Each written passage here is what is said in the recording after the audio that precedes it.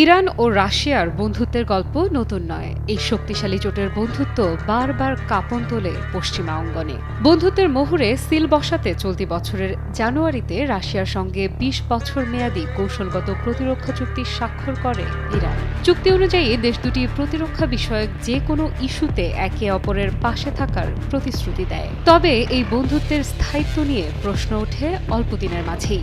Iran রাশিয়ার কূটনৈতিক সম্পর্কের মাঝে নাক গলায় মোড়ল রাষ্ট্র খ্যাত যুক্তরাষ্ট্র।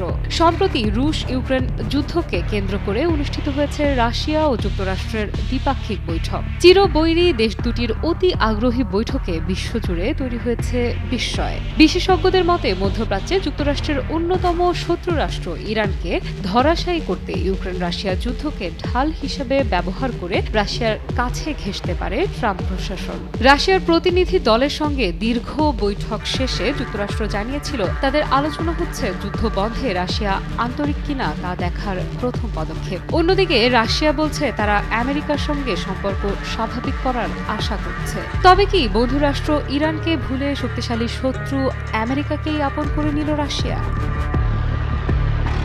এমন প্রশ্ন যখন সবার মনে ঘুরপাক খাচ্ছে তখন উত্তর মিলেছে দ্রুতই। কূটনৈতিক সম্পর্ক যতই যুক্তরাষ্ট্রের সঙ্গে হোক না কেন, বন্ধু ইরানের পাশেই আছে রাশিয়া। পারমাণবিক ইস্যুতে রাশিয়ার পররাষ্ট্রমন্ত্রী সের্গেই ল্যাভরভের ইরান সফর সে ইঙ্গিতই দিয়েছে। এবারে একাধিক রাশিয়ান ক্ষেপণাস্ত্র বিশেষজ্ঞের সাম্প্রতিক ইরান সফর ইঙ্গিত নয়, সরাসরি জানান দিল ইরানি রুশ বন্ধুত্বে কোনো ফাটল নেই।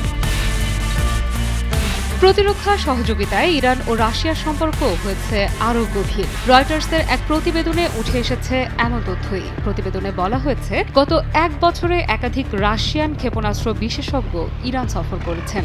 ভ্রমণ রেকর্ড এবং কর্মসংস্থান ডেটার পর্যালোচনার ভিত্তিতে এই তথ্য পাওয়া গেছে।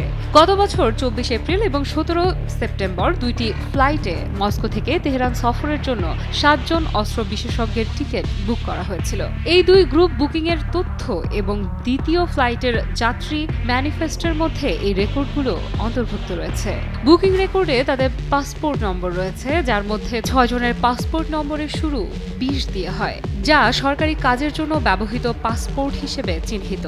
বিদেশে সরকারি কর্মকর্তা এবং সেনাবাহিনীর কর্মচারীদের জন্য এটি জারি করা হয়। রাশিয়ান সরকারের একটি নির্দেশিকা এবং রুশ পররাষ্ট্র মন্ত্রণালয়ের ওয়েবসাইটে প্রকাশিত ডকুমেন্ট অনুসারে। তবে রয়টার্স জানাতে পারেনি এই ৭ জন ইরানে কি কাজ করেছেন।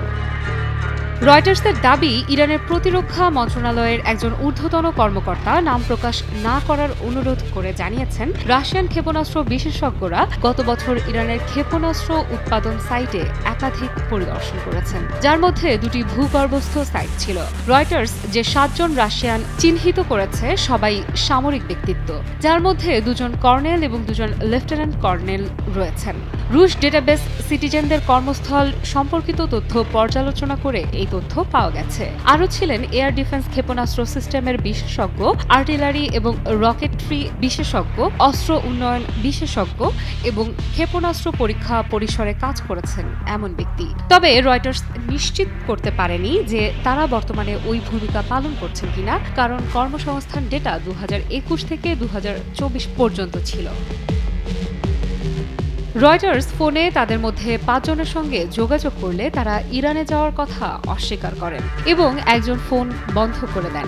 এ বিষয়ে ইরানের প্রতিরক্ষা এবং পররাষ্ট্র মন্ত্রণালয় কোনো মন্তব্য করেনি। ইরানের ইসলামী বিপ্লবী গার্ড কর্পসের পাবলিক রিলেশন অফিসও এ বিষয়ে নিশ্চুপ। আফরিদা ইফরাত, নিউজ 24।